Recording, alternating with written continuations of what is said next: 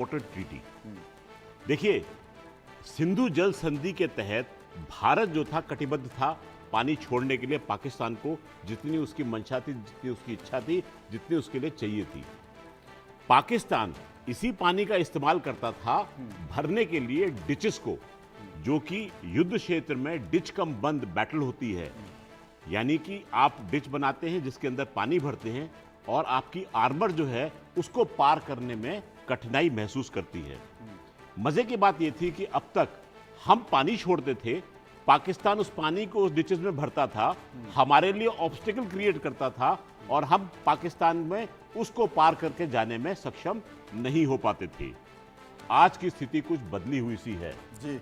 आज पानी का नियंत्रण हमारे हाथ में है। तो अगर हम चाहेंगे तो पाकिस्तान की सेना उस पानी का प्रयोग उस डिच को भरने में इस्तेमाल नहीं कर सकती। उस एरिया को उनके लिए डिफेंड करना बहुत मुश्किल हो जाएगा। भारत की जो आर्मर है उसके लिए एक बहुत बड़ा प्लस पॉइंट जो है यहाँ पर खुला है। ये हमारी राजनीतिक और मिलिट्री सूझबूझ का एक और छोटा सा नमूना जो था वो हमने आज देखेंगे और इसका आगे चलकर इसका लाभ भी उठाएंगे। जैसा आपने कहा है कि हमारी सेना पीओजेके में एंटर कर चुकी होगी। इस समय मैं कुछ नहीं कह सकता कि हमारी सेना एंटर करी कि नहीं की, अगर कर गई तो कितनी अंदर कर गई।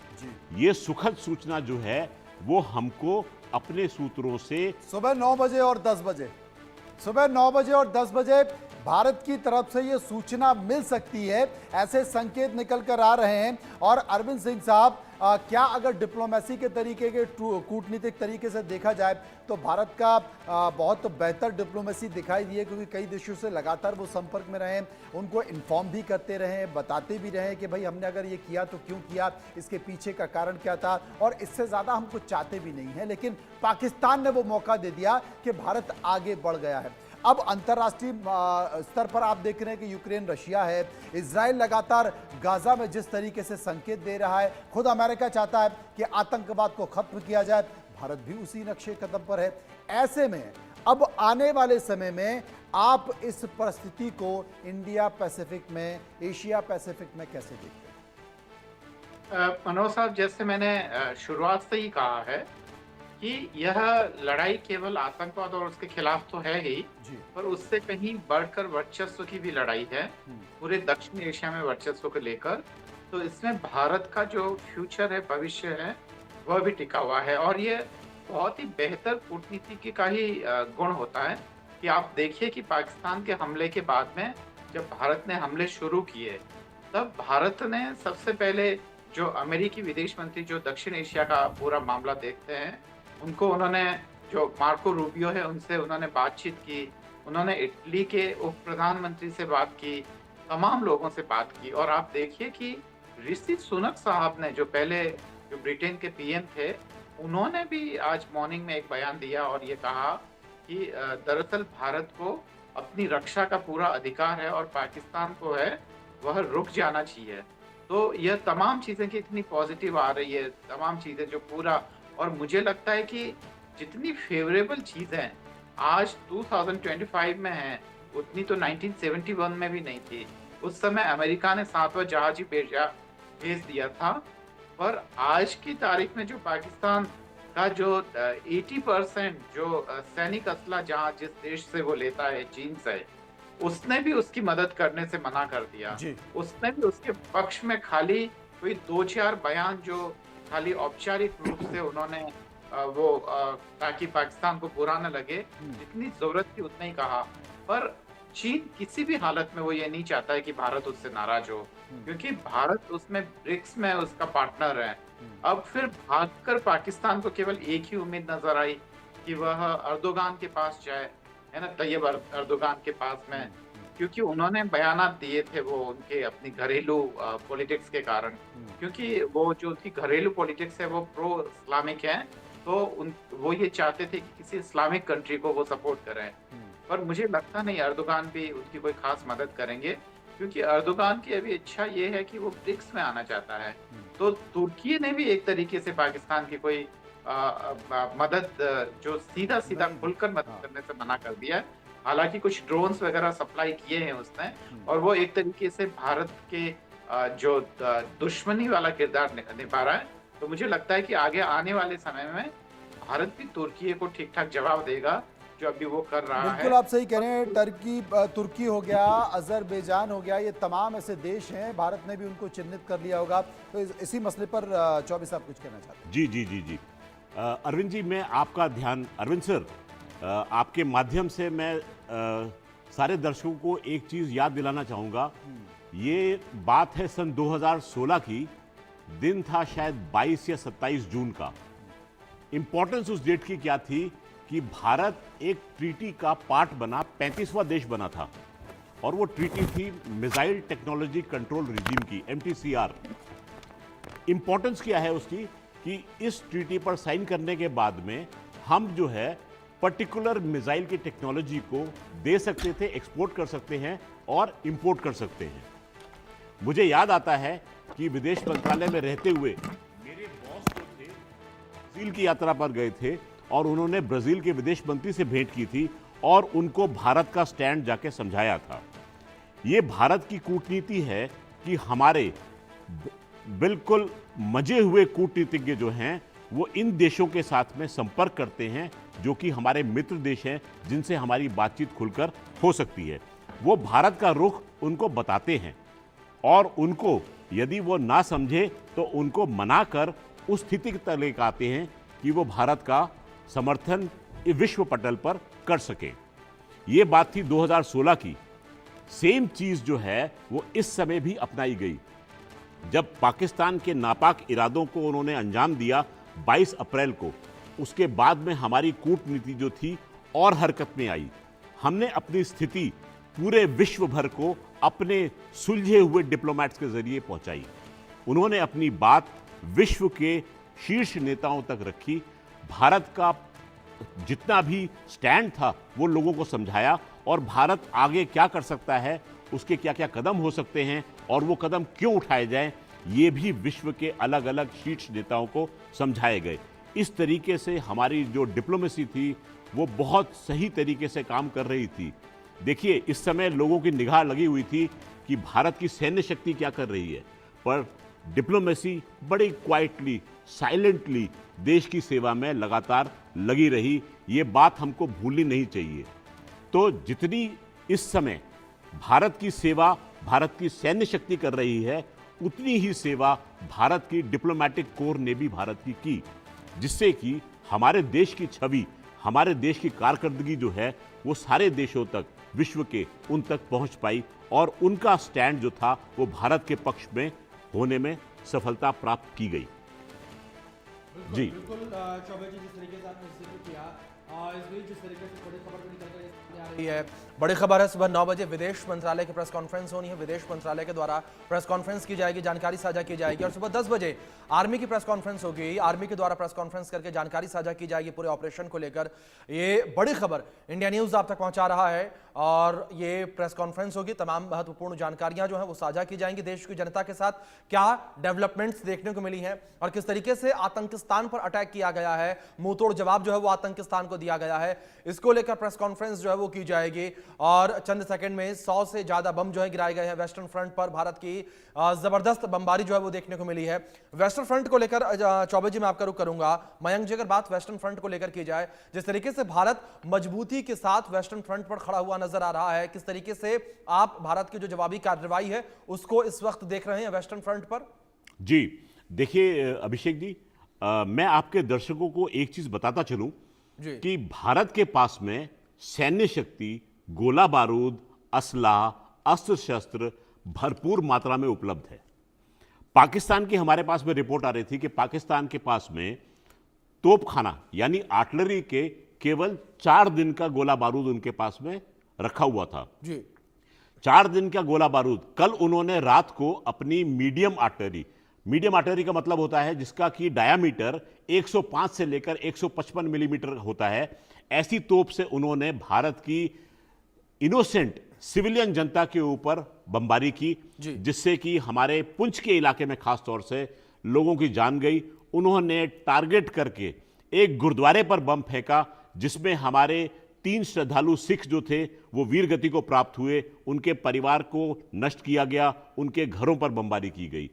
ऐसे नापाक इरादों वाली पाक सेना के पास में मात्र 4 दिन का आर्टिलरी का एम्यूनिशन बचा था, ऐसी रिपोर्ट्स खुलकर सामने आई जी। 1 दिन का तो उन्होंने स्वाहा कर लिया। अब आप बता रहे हैं कि हमने कम से कम 100 बम जो है वेस्टर्न फ्रंट पर गिराए हैं।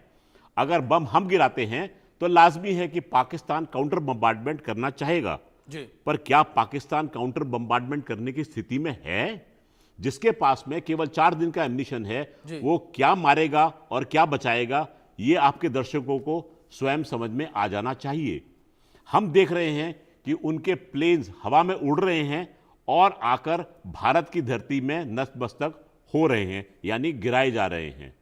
पाकिस्तान के पास में उड़ने के लिए एविएशन टरबाइन फ्यूल मात्र 3 दिन का स्टॉक बचा हुआ था और मेरी जानकारी के हिसाब से ना तो समुद्री रास्ते से और ना ही वायु के रास्ते से कोई भी एटीएफ की रसद पाकिस्तान के सीमा के अंदर प्रविष्ट हुई है जी। यानी कि उनके पास में एटीएफ भी अभी बड़ी लिमिटेड क्वांटिटी में होगा। पाकिस्तान के पायलट ऐसा विदित है कि प्लेन को उड़ाने से मना कर रहे हैं। देखिए, पाकिस्तान की जो आर्म फोर्सेस है उनका एक स्टैंडर्ड नियम है कि मरो मत, मरने से अच्छा है भारतीय सेना के गिरफ्त में आ जाओ, उनका प्रिजनर ऑफ वॉर बन जाओ। क्योंकि भारत की सेना जो है जिनीवा कन्वेंशंस को मानते हुए प्रिजनर ऑफ वॉर को एक सैनिक के दर्जे के हिसाब से ट्रीटमेंट देती है।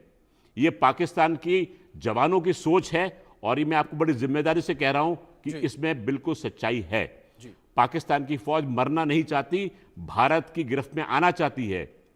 प्रूफ हमने देखा था, 93,000 सैनिक जो थे पाकिस्तान के, उन्होंने ईस्ट पाकिस्तान यानी आज का बांग्लादेश। जी सर, मैं रोकूंगा आपको, सर मैं आपको रोकूंगा, लेकिन इस बीच एक बड़ी खबर सामने आ रही है, इसका रुख कर लेते हैं। रावलपिंडी में लगातार धमाके जारी हैं। रावलपिंडी से इस बीच बड़ी खबर निकलकर सामने आ रही है। रावलपिंडी में लगातार धमाके जारी, जनरल मुनीर के इलाके में बड़ा धमाका हुआ है। रावलपिंडी में लगातार धमाके इस वक्त जारी हैं। मुनीर के इलाके में धमाका हुआ है, ये बड़ी खबर है जो सामने आ रही है। जनरल मुनीर के इलाके में बड़ा बम धमाका हुआ है, ये बड़ी खबर निकलकर सामने आ रही है। मुनीर के इलाके में यह धमाका हुआ है। भारतीय सेना लगातार पाकिस्तान को मुंहतोड़ जवाब दे रही है और लगातार भारतीय सेना के द्वारा अटैक पाकिस्तान के ऊपर किया जा रहा है और जो आतंकी मंसूबे हैं पाकिस्तान के, उन मंसूबों को खत्म किया जा रहा है, कुचला जा रहा है। और मयंक जी, मैं आपका रुख करूंगा, जिस तरीके से जनरल मुनीर के इलाके में ये बड़ा धमाका हुआ है, एक बड़ा संदेश क्या इसे माना जाए कि जिस तरीके से भारतीय सेना कहती है कि हम घुस के मारेंगे और वही चीज होती हुई नजर आ रही है? बिल्कुल अभिषेक जी, आपने बिल्कुल सही बात करी है। मैं थोड़ा सा हिस्ट्री का रुख करना चाहूंगा और आपके दर्शकों को यह बताना चाहूंगा कि सन 1999 में पाकिस्तान ने हिमाकत की थी कारगिल की ऊंचाइयों पर आकर हमारी हाइट्स को लेने की, और भारतीय सेना ने उनको वहां से खदेड़ कर वापस भेजा था। उस समय भारत ने अमेरिका से एक डिमांड की थी कि आप हमें रियल टाइम इंफॉर्मेशन दीजिए जीपीएस की, यानी कि इस समय स्थिति क्या है वो आपकी सैटेलाइट देखकर बताएं और जिससे हमें पता लगे और हम उसके हिसाब से कार्रवाई कर सकें। उस समय पश्चिमी देशों ने भारत का साथ नहीं दिया था जी। भारत ने यह फैसला किया कि यह प्रणाली हम स्वयं विकसित करेंगे। भारत का इसरो, जिसने हाल ही में चंद्रयान लॉन्च करके चांद के दक्षिणी ध्रुव के पास में लैंडिंग जो है सफलतापूर्वक की, उस इसरो ने बीड़ा उठाया और नाविक नाम के सिस्टम को डेवलप किया। नाविक की जो एक्यूरेसी है वो 1 मीटर से कम की है। हम रोज जीपीएस इस्तेमाल करते हैं अपनी कार्स में, नाविक के नाम से वो मशहूर है। उस नाविक सिस्टम से हम जो है यूज करके पाकिस्तान के जितने भी टारगेट्स हैं उनको ट्रैक कर रहे हैं, उनको डेजिग्नेट कर रहे हैं और कंफर्मेशन मिलने के बाद में उनको समाप्त किया जा रहा है। इस समय जनरल मुनीर की स्थिति भी उसी प्रकार से नापी और आंकी जा रही है। तो मैं ये वार्न करना चाहूँगा कि पाकिस्तान का कोई भी टारगेट जो है भारत की निगाह से बचा हुआ नहीं है। ये तो भारत की शराफत थी कि हमने कुछ नहीं कहा था, परंतु आपने भारत की बहू और बेटी के सुहाग पर हाथ डाला है, उसके सिंदूर को मिटाने की कोशिश की है। वो हाथ जो है वो शरीर से अलग होगा और शरीर भी समाप्त कर दिया जाएगा। बिल्कुल बिल्कुल मयंक जी, बिल्कुल ठीक कहा आपने। और अब पाकिस्तान को यहां पर पता चल रहा होगा कि एक चुटकी सिंदूर की कीमत क्या होती है, जिस तरीके से इस वक्त लगातार पाकिस्तान पर अटैक किया जा रहा है। और हमारे साथ अरविंद जी भी बने हुए हैं, अरविंद जी का रुख करेंगे। अरविंद जी, मैं आपसे समझना चाहूंगा, जो स्थितियां इस वक्त बनी हुई हैं, इसके ऊपर जो संस्थाएं हैं G20, SCO और ब्रिक्स जैसी, इनका क्या रिएक्शन होने वाला है? देखिए कि जब से संयुक्त राष्ट्र संघ इररिलेवेंट हुआ है जी अब उसकी कोई सुनता नहीं है, चाहे वो Pakistan United Nations security council में जाए कितना भी कहें। जी पर भारत को कोई सलाह दे या भारत को कोई आदेश दे या कोई निर्देश दे, ऐसी हालत में संयुक्त राष्ट्र संघ है नहीं। और खुद भारत का विश्वास उसमें कम है, क्योंकि इतनी बड़ी आबादी होने के बावजूद वह संयुक्त राष्ट्र संघ में स्थायी सदस्यता नहीं है। तो ऐसे में ये G20 या दूसरे जो क्वेड है या अन्य ऑर्गेनाइजेशंस हैं या ग्रुप्स हैं, वो काफी इंपॉर्टेंट हो जाते हैं। जी पर मुझे इस पूरे मसले पे ये लगता है कि इसमें से कोई ऐसा बयान नहीं देगा। अगर कोई भी बयान आने वाला है तो वह कुछ देशों की तरफ से आएगा। और अभी तक जो बयानात आए हैं वो हमारी कूटनीति की विजय भी है कि लगभग सभी देशों ने, जो लगभग दुनिया का शायद ही कोई ऐसा देश होगा जिसने दहशतगर्दी या आतंकवाद की मजम्मत नहीं की हो या उसको बुरा नहीं बताया हो। तो सबने लगभग वही किया है। तो ये हमारे लिए वाकई मतलब संतुष्टि की बात है। हाँ, भारत की प्रतिक्रिया रही है उसके बारे में, जो बड़े देश हैं वो उन्होंने संयम बरतने के लिए कहा है। और यह एक वाजिब भी है, वो जब भी कोई ऐसा होता है तो संयम बरतने के लिए कहेंगे, क्योंकि उसमें उनका भी हित जुड़ा हुआ होता है। पर भारत को अपना हित दिखाई दे रहा है। भारत को उनके अनुसार अभी चलने की जरूरत नहीं है। न भारत जैसे किसी भी मजबूत या ताकतवर देश को कोई निर्देश दे सकता है, न दिशा दे सकता है। भारत दुनिया की चौथी बड़ी सैनिक शक्ति है। भारत दुनिया की सबसे बड़ी आबादी है।